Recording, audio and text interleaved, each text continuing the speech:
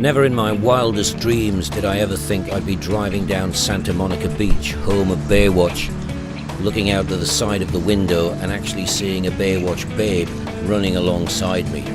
Now this is what I call the most enjoyable road test I've ever done. Clearly, I'm no David Hasselhoff, but there again, I've got something even the Hoffs never had. This is the Land Rover DC100 Sport, and it is quite simply the coolest Land Rover they've ever built. This is Land Rover's vision of the next generation Defender, and a vehicle very, very similar to this could be in showrooms near you by 2015.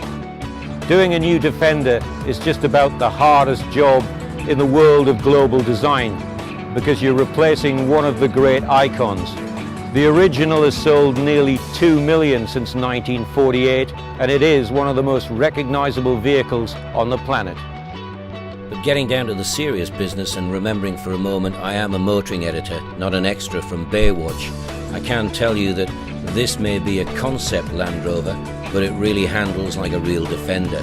This is thick sand and it is floating across it. As you'd normally expect with a Defender, this looks like a vehicle that can tackle any terrain.